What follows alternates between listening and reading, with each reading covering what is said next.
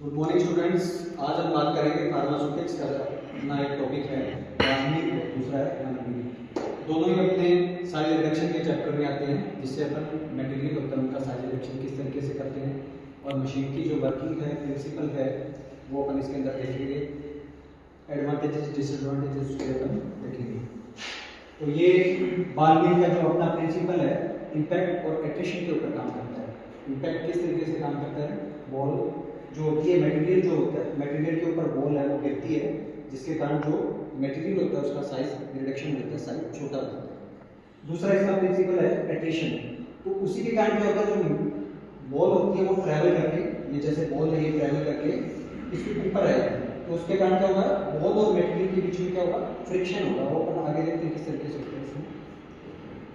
तो measure of the principal था impact और एट्रिशन, मतलब बॉल मटेरियल के ऊपर गिरी और गिरने के बाद में इसमें क्या हुआ, फ्रिक्शन हुआ या एट्रिशन हुआ, या जिसको अपन हिंदी में बोलते हैं घर्षण हुआ। फिर अपन इसका कंस्ट्रक्शन देखते हैं कि कंस्ट्रक्शन किस तरीके की है। अपना अलग से इसमें जाता है कि कंस्ट्रक्शन बता दो। तो कंस्ट्रक्शन किस तरीके से होती है, स्टेनलेस स्टील का एक डब्बे की शेप के अंदर होता है और उसके अंदर क्या होती है, स्टेनलेस स्टील की बॉल्स होती है। तो दोनों स्टेनलेस स्टील के हैं तो उसमें आवाज भी आती है, नॉइजी होता है। तो ये इस तरीके का डिसएडवांटेजेस है इसके। तो जो मटेरियल है जिसका अपने को साइज रिडक्शन करना है वो मटेरियल अपन इसके अंदर पुट कर देंगे और इसकी स्पीड अपन चला देंगे। तो इसकी मेजरली तीन स्पीड होती है, पहली लो स्पीड है, हाई स्पीड है और तीसरी है वो फाइनल जो स्पीड है, करेक्ट स्पीड है जो हमें को चाहिए होती है। तो पहले लो स्पीड के अंदर अपन देखते हैं कि लो स्पीड के अंदर क्या होगा अगर जब अपन इसके अंदर मटेरियल डालेंगे और बॉल्स किस तरीके से रखेंगे। तो जैसे अपन इसके अंदर मटेरियल डालेंगे और स्पीड बहुत ज़्यादा स्लो रखेंगे तो इसमें क्या होगा, केवल एट्रिशन होता रहेगा, केवल एट्रिशन होता रहेगा। बॉल इसके अंदर यहाँ तक जाएगी और वापस इसके अंदर नीचे आएगी, ऊपर तक जाएगी और यहाँ से वापस नीचे आएगी।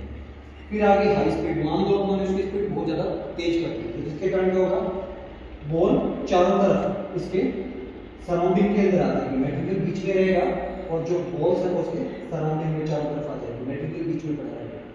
और अपने को क्या चाहिए, इम्पैक्ट और एट्रिशन चाहिए। तो इम्पैक्ट और एट्रिशन किस तरीके से आ सकता है, वो करेक्ट स्पीड से ही आ सकता है। वो किस तरीके से हो सकता है कि अपन करेक्ट स्पीड इस तरीके की रखें, जो बॉल होगी वो ऊपर तक जाएगी और ऊपर से नीचे गिरेगी इस तरीके से, यहाँ तक ऊपर तक गई और ऊपर से जाने के बाद में नीचे गिरी। तो ये होगी करेक्ट स्पीड। ना वो बहुत ज़्यादा लो है ना वो बहुत ज़्यादा हाई है, वो केवल मीडियम स्पीड है। तो ये वाली स्पीड में क्या होगा, बॉल इसके ऊपर जाएगी और ऊपर से नीचे गिरेगी, मटेरियल के ऊपर गिरेगी।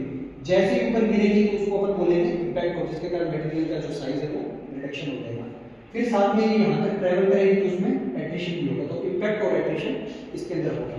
तो अब आगे अपन देखते हैं इसके एडवांटेजेस क्या होते हैं। एडवांटेजेस देखते हैं अपन इसके बाद मिलते हैं। तो easy to operate and maintain, इसको अपन आसानी से ऑपरेट कर सकते हैं और मेंटेन कर सकते हैं, इसकी सफाई आराम से कर सकते हैं जब आपने इसको यूज में ले लिया। उसके बाद में ये है इनएक्सपेंसिव एंड मोस्ट इफेक्टिव, बहुत ज़्यादा महंगी नहीं है, आसानी से अपने को कम कॉस्ट के अंदर कहीं से भी मार्केट से अपन इसको अवेलेबल करा सकते हैं साइज रिडक्शन करने के लिए।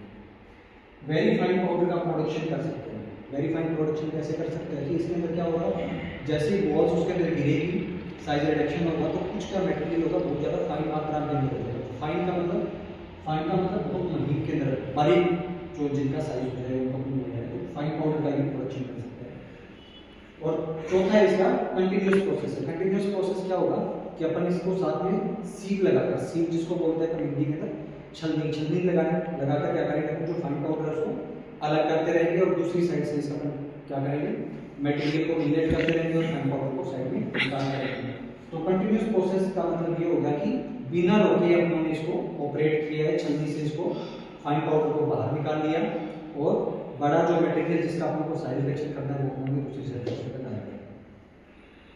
लास्ट है suitable for wait and dry grinding. अगर अपने को जो मटेरियल है जिसका साइज रिडक्शन करना है, अगर वो मटेरियल वेट है, गीला है, तो भी अपन इस मशीन का उपयोग कर सकते हैं। और दूसरा अगर ड्राई है और उसका साइज रिडक्शन करना है तभी अपन बार बीट का यूज कर सकते हैं।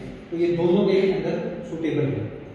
इसका डिसएडवांटेज क्या है, बहुत ज़्यादा नॉइजी है, क्योंकि ये स्टेनलेस स्टील का बना होता है, होलो होता है, खोखला होता है, बॉल उसके ऊपर गिरती है, जिसके कारण क्या होगा, शोर आता है, आवाज आता है, नॉइजी होता है। तो ये इसका डिसएडवांटेजेस है बॉल व्हील का। फिर अपन देखते हैं इसके बाद में हैमर व्हील। तो बॉल व्हील का हमने प्रिंसिपल देखा था, वो था इंपैक्ट एंड एट्रिशन। और ये हैमर व्हील है। हैमर व्हील का जो प्रिंसिपल है वो क्या है, केवल इंपैक्ट है। इंपैक्ट का मतलब ऊपर से कोई चीज गिरी और उसका साइज रिडक्शन हो गया। तो इसके अंदर क्या देखेंगे अपन, हैमर व्हील का नाम हैमर व्हील क्यों दिया है, क्योंकि इसमें क्या होगा, बहुत सारे हैमर्स लगे हुए हैं। तो ये इसका डायग्राम दिखा रखा है। यहाँ से एक है हॉपर है, यहाँ से उन्होंने जिसका साइज रिडक्शन करता है वो मटेरियल अपन यहाँ से इसके अंदर इनलेट करवाएंगे और ये यहाँ पर हैमर्स लगेंगे। हैमर के कॉन्टैक्ट में जब मटेरियल आता है तो उसका साइज रिडक्शन होता है, साइज छोटा होता है। तो मटेरियल अपने हॉपर से डाला, हैमर के पास में आया और नीचे सील लगी हुई, इससे उसको सर्किट कर देंगे। तो ये पहला अपना प्रिंसिपल क्या था, इंपैक्ट। इंपैक्ट पहले भी बता चुके हैं, बाकी के अंदर भी इंपैक्ट और एट्रिशन था, इसमें केवल इंपैक्ट है। तो इंपैक्ट केवल साइज रिडक्शन कर देगा। तो अपनों ने किया है, हॉपर है, हॉपर के अंदर से जिस मटेरियल का साइज रिडक्शन करना है वो मटेरियल अपन इसके अंदर रखेंगे और जो इसके कांटेक्ट में आएगा, जैसे ही हैमर के सामने आएगा और वो उसके ऊपर इंपैक्ट करेगा, चोट पहुंचाएगा, तो जिसके कारण क्या हो जाएगा, उसका साइज रिडक्शन हो जाएगा। साइज रिडक्शन होने के कारण नीचे यहाँ पर सील लगी होगी, जो बड़े मटेरियल्स होंगे, बड़े साइज में होंगे, लार्ज साइज में होंगे, वो ऊपर रह जाएंगे और जो फाइन पार्टिकल्स होंगे वो नीचे कलेक्ट कर लेंगे। अपन अलग अलग सील लगाकर उनको सेपरेट आउट कर सकते हैं। तो इसके लिए प्रिंसिपल था, ये कंस्ट्रक्शन बता दी मैंने आपको, हैमर्स लगे हुए हैं और बाकी बता दी। अब अपन देखते हैं इसके एडवांटेजेस। एडवांटेजेस बिल्कुल इसके दोनों सेम ही हैं, जैसे कि easy to operate and maintain. अपन इसको इजीली ऑपरेट कर सकते हैं, मटेरियल डाला, साइज रिडक्शन हुआ, इंपैक्ट हुआ और उसके बाद में हमने इसको ओपन किया और इसको क्लीन कर दिया। Easy to operate and maintain है। दूसरा इसका एडवांटेज ये है कि इनएक्सपेंसिव और कॉस्ट इफेक्टिव है, बहुत ज़्यादा महंगी नहीं है, आसानी से अपने को मिल सकती है। तीसरा है बहुत ज़्यादा स्पेसियस नहीं है, कम स्पेस के अंदर ये अपन इसको यूज़ कर सकते हैं। तो ये इसके 3 एडवांटेजेस थे। तो आज के दिन हमने 2 टॉपिक किए हैं, पहला बॉल व्हील है और दूसरा हैमर व्हील है। Thank you.